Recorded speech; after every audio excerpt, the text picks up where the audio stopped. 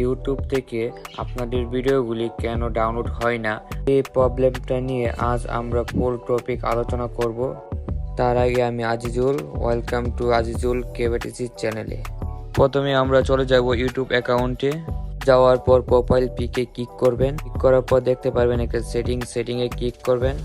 Click করার পর আরেকটি অপশন দেখতে পারবেন ডাউনলোডে টাইপ করবেন। এখানে এসে দেখবেন তিনটি অপশন অন হয়ে আছে।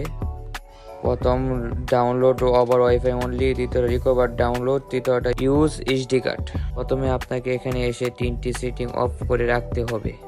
সিম্পলি এখানে এসে আপনারা তিনটি সেটিং অফ করে দেবেন। অফ করার পর আবার যখন ইউটিউব থেকে ভিডিও ডাউনলোড করবেন দেখবেন যে আর কোনো প্রবলেম হবে না। তা যখনই দেখবেন আপনাদের ইউটিউবে ডাউনলোড হচ্ছে না তখন ইউটিউবে ঢুকে এই তিনটি সেটিং অফ করে দেবেন। অর্থাৎ এবার আমরা আলোচনা করব এই তিনটি সেটিং কিসের জন্য।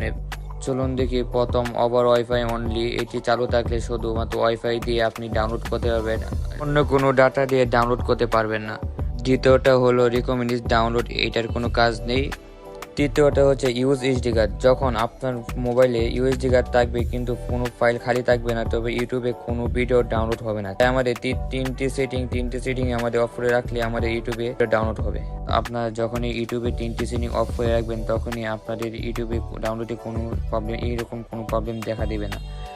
যদি ভিডিওটি ভালো লেগে থাকে তাহলে একটি লাইক, কমেন্ট, সাবস্ক্রাইব করে দিয়ে দিবেন।